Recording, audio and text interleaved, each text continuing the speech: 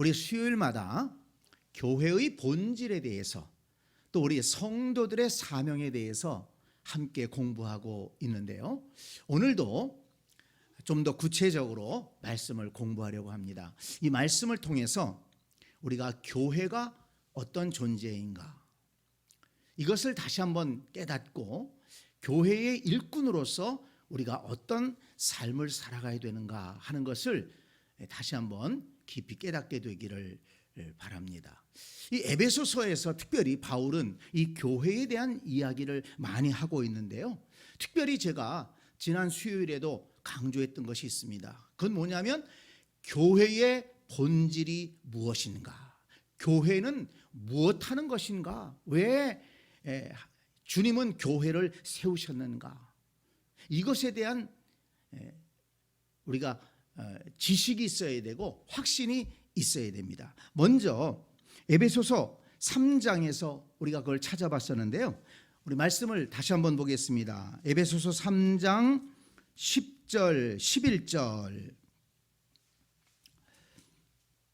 교회의 본질 첫 번째, 에베소서 3장 10절, 이는 이제 교회로 말미암아, 제가 거기 밑줄을 쳐놓으라고 그랬죠. 교회로 말미암아 하늘에 있는 통치자들과 권세들에게 하나님의 각종 지혜를 알게 하려 하심이니 곧 영원부터 우리 주 그리스도 예수 안에서 예정하신 뜻대로 하신 것이라.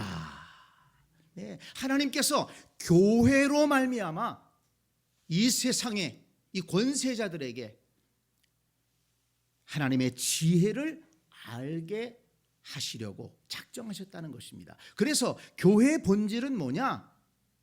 하나님의 지혜를 세상에 알리는 것입니다.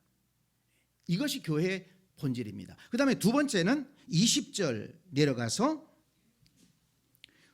20절 21절, 우리 가운데에서 역사하시는 능력대로 우리가 구하거나 생각하는 모든 것에 더 넘치도록 능히 하실 이에게 교회 안에서와 그리스도 예수 안에서 영광이 대대로 영원 무궁하기를 원하노라. 아멘. 자, 여기에서 교회 안에서라는 말에 밑줄을 쳐놓으라고 그랬죠. 교회 안에서와 그리스도 예수 안에서 영광이 대대로 영원 무궁하기를 원하노라. 우리 아버지 하나님께 우리의 기도를 들으시고 우리가 생각하는 것에 더 넘치도록 부어주시는 그 하나님께 교회 안에서 영광을 돌려야 된다는 것입니다. 그래서 교회의 본질은 예배에 있습니다. 성도들이 모여서 우리를 구원하신 하나님, 우리를 하나님의 나라로 인도하실 하나님, 우리를 이 땅에서 지키시고 인도하시는 하나님, 그 하나님 앞에 예배하고 찬송하고 경배하는 것이 바로 교회의 본질이라는 것입니다. 그래서 교회의 본질 크게 두 가지 여기서 말씀하고 있습니다. 성도들이 모여서 하나님을 예배하고 영광 돌리고, 그리고 이 세상을 향해서는 하나님의 지혜, 특별히 구원의 지혜에 대해서 십자가의 도를 이 세상에 알리는 것, 이것이 교회의 본질이라는 것입니다. 그래서 우리 믿음의 선배들은 아주 훌륭한 그런 표들을 만들어냈죠. 모이면 기도하고 흩어지면 전도하자. 네, 그런 표를 여러분 들어보셨고 외친 적도 있을 것입니다. 모여서 하나님 앞에 기도하고 예배하고 영광 돌리고, 흩어지면 복음을 전하고 하나님의 지혜, 십자가의 도를 전하는, 이것이 교회의 본질이다 하는 것입니다. 그래서 여러분, 우리 성도들의 생각이 바뀌어져야 된다는 것입니다. 성도들의 생각을 바꾸기 위해서 질문을 던집니다. 교회는 유람선이어야 할까요? 군함이어야 할까요? 교회가 하나님 나라를 향해서 가고 있는데 유람선이어야 할까요? 군함이어야 할까요? 이런 질문을 던집니다. 유람선은 여러분 타보셨을 거예요. 어떻습니까? 유람선은 즐거움이 있죠. 또 거기서 식사들 하는 경우도 있고요. 또 구경하면서 또 옆 사람하고 참 얘기하면서 참 즐겁습니다. 사진도 찍고 바람도 쐬고 갈매기에게 새우깡도 주고 참 좋죠. 나무랄 것 없습니다. 그런데 교회가 그런 기쁨이 있고 교제가 있고 즐거움이 있는 것은 당연하겠지만은, 그러나 교회는 유람선이 되면 안 된다. 교회는 군함이 되어야 된다는 겁니다. 군함은 싸우는 거죠. 적과 싸우는 겁니다. 마귀와 싸우고 또 불신앙의 세력과 싸우고 또 우리 속에 있는 이 교만과 또 우리 속에 있는 이 못된 마음들과 싸우면서 주님의 말씀대로 살기 위해서 나아가야 되고, 하나님의 나라를 이 땅에 세우기 위해서 싸우면서 우리는 하나님 나라를 향해서 나아가는 존재가 되어야 한다는 것입니다. 그래서 디모데전서 6장 12절을 보니까 믿음의 선한 싸움을 싸워라. 바울은 디모데에게 믿음의 선한 싸움을 싸워라.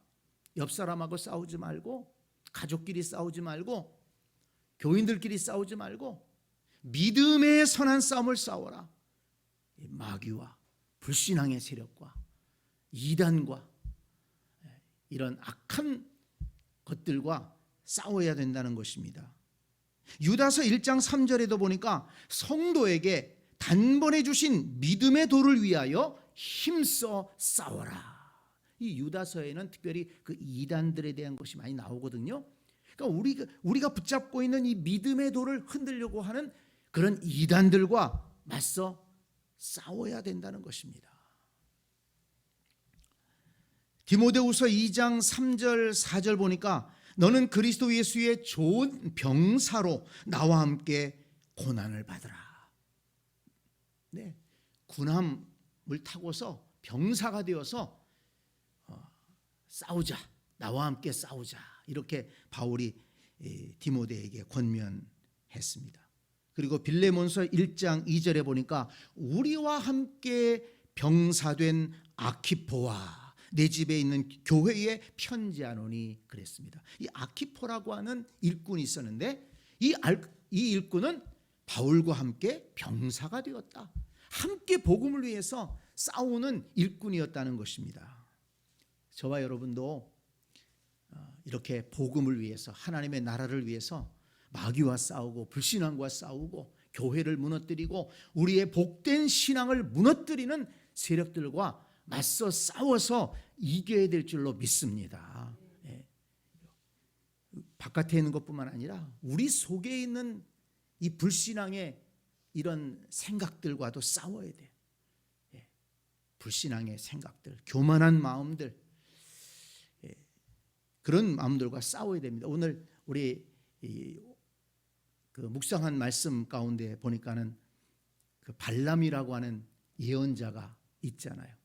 발람이라고 하는 예언자가 그 발락이라고 하는 왕이 이름이 비슷해가지고 참 헷갈리는데, 그 모압 왕 발락이 이스라엘 백성이 전진해서 이제 가나안 땅에 들어가려고 왔는데 위협을 느낀 거예요. 그래서 저 이스라엘을 좀 물리쳐야 되겠다.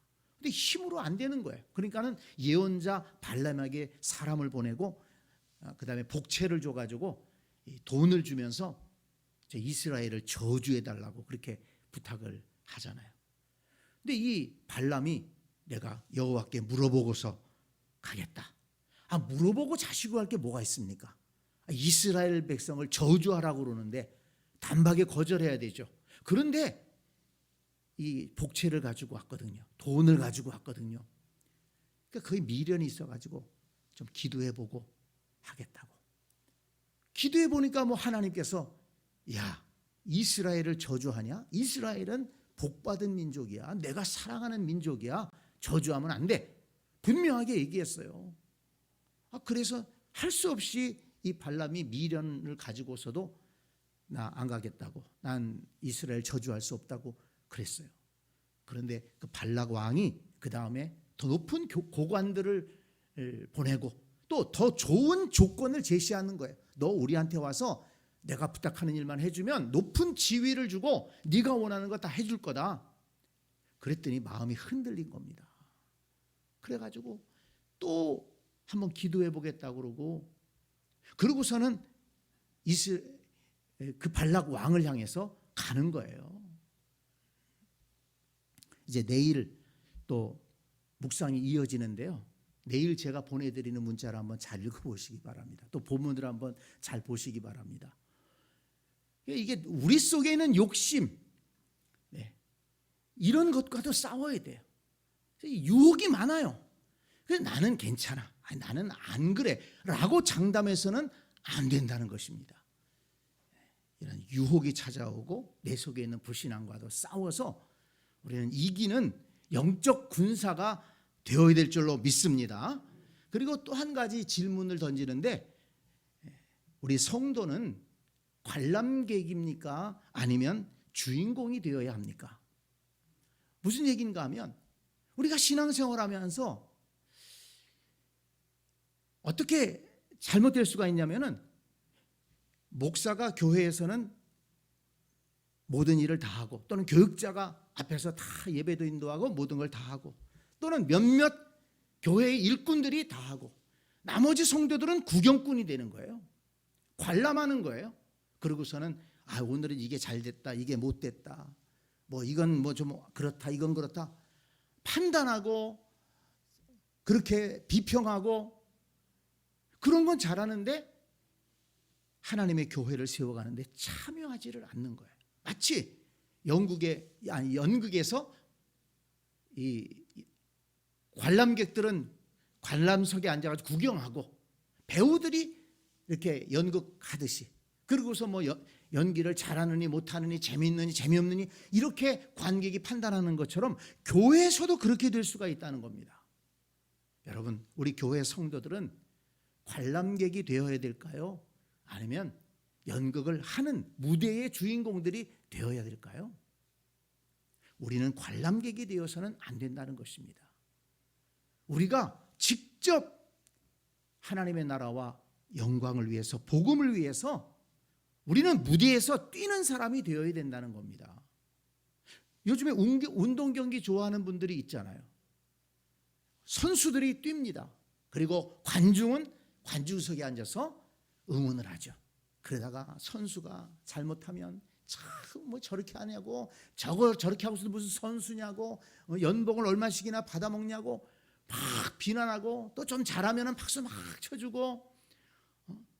여러분, 우리 성도들은 운동장에서 뛰는 선수가 되어야 됩니까? 아니면 관람석에 앉아가지고 구경하고 비판하고 이렇게 비난하고 또는 칭찬하고 이런 사람이 되어야 되겠습니까?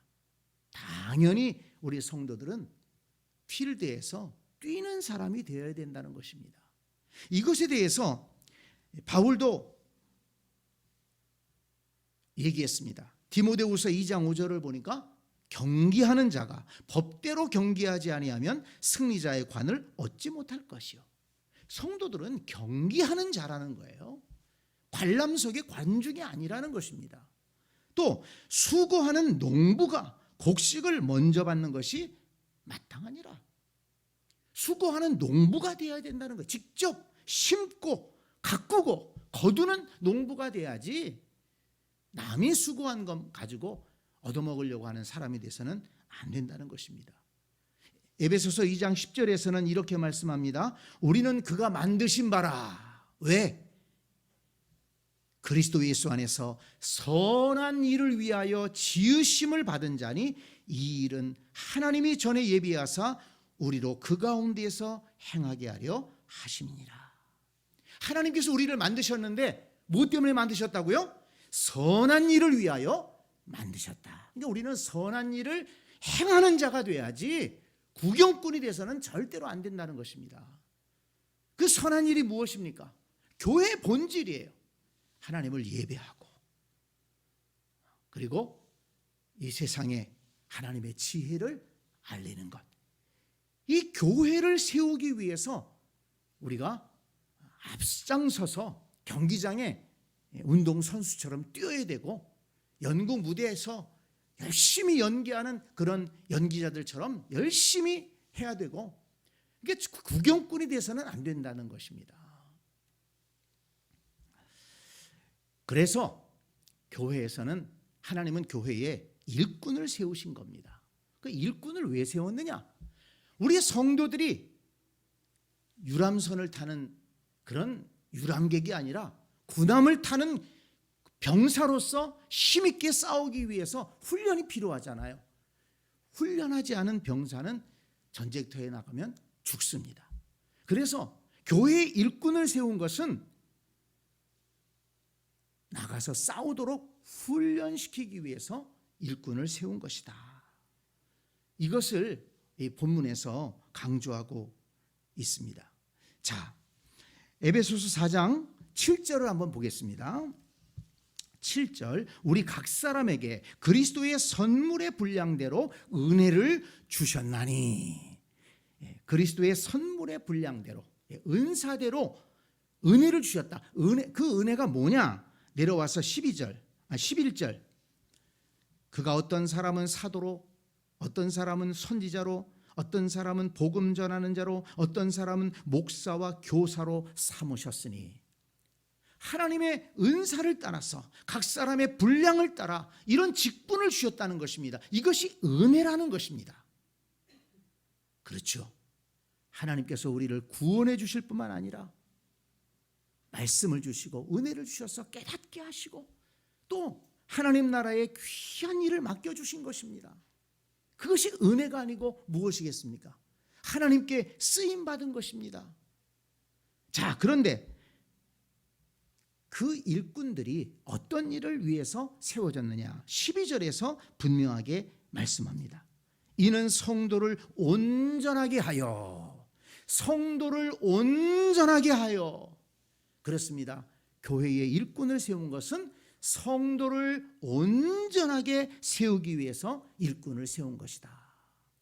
성도를 훈련시키기 위해서, 성도를 훈련시키기 위해서 일꾼을 세운 것이다. 그래서 온전하게 하여서 봉사의 일을 하게 하며 그리스도의 몸을 세우려 하심이라. 온전하게 된 성도들이 봉사의 일을 하고 그리스도의 몸을 세운다는 것입니다. 그리스도의 몸은 여기서 뭘 가리킵니까? 교회를 가리키는 것입니다. 자, 이것을 12절 말씀을 구체적으로 13절부터 16절까지 설명을 하고 있는데요. 자, 13절을 보세요. 13절을 보니까 우리가 다 하나님의 아들을 믿는 것과 아는 일에 하나가 되어 온전한 사람을 이루어. 12절에 이는 성도를 온전하게 하며 그랬는데 13절에 온전한 사람을 이루어. 어떻게 하면 온전한 사람을 이룰 수 있습니까? 하나님의 아들을 믿는 것과 아는 일에 하나가 되어. 믿는 것과 아는 일에 하나가 되려면 잘 배워야 되잖아요. 잘 배우려면 가르치는 사람이 있어야 돼요. 그래서 하나님께서는 그 가르침의 은사를 준 일꾼을 세우시는 거예요. 목사와 교사로 세우셨으니, 선지자를 세우셨으니. 그러니까 이 선지자, 목사와 교사의 역할은 뭡니까? 성도들에게 하나님의 아들을 믿는 것과 아는 일에 하나가 되도록 잘 가르치는 일을 위해서 그런 일꾼들을 세웠다는 것입니다. 그래서 하나님을 아는 것과 믿는 일에 하나가 되면 그리스도의 장성한 분량이 충만한 데까지 이르게 되는 것입니다. 그래서 온전한 사람이 된다. 이것이 바로 일꾼들이, 교회 일꾼들이 해야 될 일이고, 그 일꾼들을 통해서 우리 성도들이 훈련을 받아서 온전한 성도로 변화되어야 한다는 것입니다. 그 다음에 14절 두 번째 보면 이는 우리가 이제부터 어린아이가 되지 아니하여 사람의 속임수와 간사한 유혹에 빠져 온갖 교훈의 풍조에 밀려 요동하지 않게 하려 함이라. 어린아이 수준에 머물러 있지 않고 요동하지 않는 어떤 이단과 어떤 잘못된 교리, 어떤 또 세상의 풍파가 몰아쳐도 흔들리지 않는, 요동하지 않는 그런 성숙한 그리스도인으로 세우기 위해서 교회의 일꾼들을 부르신 것이다. 이렇게 말씀하고 있습니다.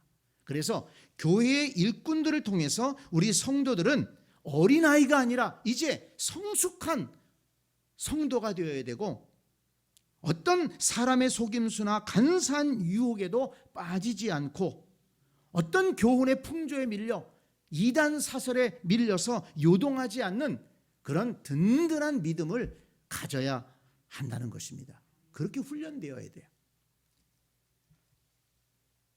그래서 15절에 보니까 오직 사랑 안에서 참된 것을 하여 범사에 그에게까지 자랄지라. 그는 머리니 곧 그리스도라. 참된 것을 하여 범사에 그에게까지 자랄지라. 봉사의 일을 하면서 자라는 것입니다. 성도들의 믿음은 아는 것만으로 자라는 게 아니에요. 봉사하고 헌신하면서 믿음이 자랍니다. 기도하면서 믿음이 자라는 것입니다. 복음을 전하면서 믿음이 자라서 그리스도에까지 이르게 되는 것입니다. 이 머리만의 신앙 가지고서는 절대로 성장할 수가 없죠. 참된 것을 하여 범사에 그에까지 자랄지라. 성숙된 신자가 되고 싶으시면 봉사하는 데 적극 참여해야 돼요. 교회의 일을 위해서 헌신하고 봉사하고 기도하고 전도하고, 또 나의 가진 것을 드리고 시간을 드리고 물질을 드리고 열정을 들여서 헌신할 때 믿음이 자라고 또 영적인 실력이 자라고 강건해지는 것을 볼 수가 있습니다. 그리고 이제 16절에 보면 그에게서 온몸이 각 마디를 통하여 도움을 받음으로 연결되고 결합되어 각 지체의 분량대로 역사하여 그 몸을 자라게 하며 사랑 안에서 스스로 세우느니라. 12절 마지막에 뭐라고 그랬습니까? 그리스도의 몸을 세우려 하심이라. 그리스도의 몸을 세워가는 것입니다. 그걸 구체적으로 16절에서 말씀하고 있어요. 온몸이 각 마디를 통하여 도움을 받음으로 연결되고 결합되어, 성도들이 결합되고 연결되어야 그리스도의 몸을 세울 수가 있다는 겁니다. 그리고 각 지체의 분량대로, 연결되고 결합되지만 또 각 지체의 분량대로 일하는 거예요. 각 사람이 받은 은사대로, 각 사람의 능력대로, 자기가 맡은 직무대로 헌신하는 것입니다. 그래서 그 몸을 자라게 하며 사랑 안에서 스스로 세우느니라.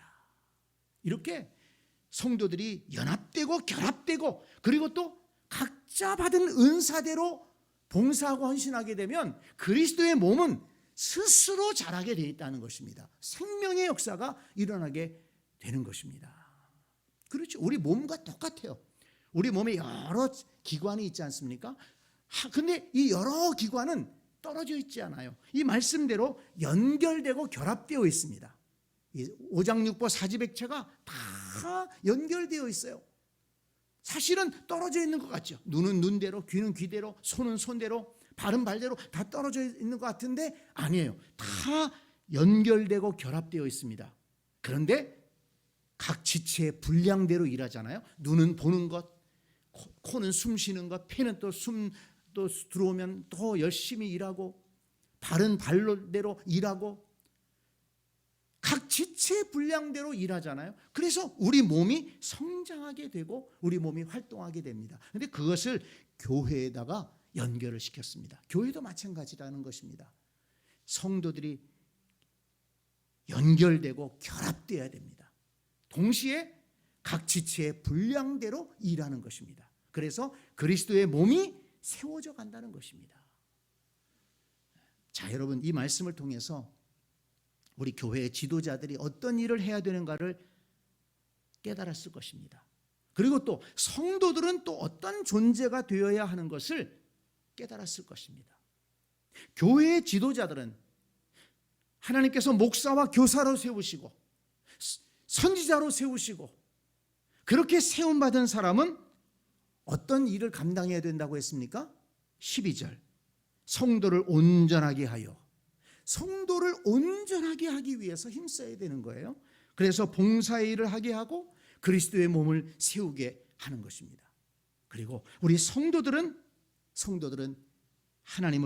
하나님의 아들을 믿는 것과 아는 일에 하나가 되어서 온전한 사람이 되기를 힘써야 됩니다. 그리고 이제는 어린아이에 머물러 있지 말고 말씀을 잘 배워서 장성한 분량에까지 이룰 수가 있어야 됩니다. 그래야지 세상에 어떤 풍조가 밀려와도 흔들리지 않습니다. 그런 굳센 믿음을 가지고 서로 성도들이 연합하고 결합해서 절대 교회가 분열되면 안 됩니다. 마음이 나누어지면 안 됩니다. 우리 교회는 연결돼야 되고 결합돼야 됩니다. 여러분, 교회가 하나 되는데 힘써 주시기 바랍니다. 교회가 하나 될 때 힘이 있는 거예요. 그러면서 동시에 각 지체의 분량대로 헌신하기를 힘쓰는 것입니다. 그래서 우리 주님의 몸이 스스로 성장해 갈 수 있도록, 움직여 갈 수 있도록 헌신하는 것이 바로 성도들이 해야 될 일이다 하는 것입니다. 이 본문 속에서 이렇게 하나님께서 교회를 세우신 목적, 교회의 본질을 깨달을 수가 있고, 또 하나님께서 그 교회를 세우기 위해서 일꾼을 세우셨고, 그 일꾼을 통해서 성도들을 어떻게 훈련하고 성도들이 어떻게 변화되어야 되는가 하는 것을 우리가 잘 깨달아 알 수가 있는 것입니다.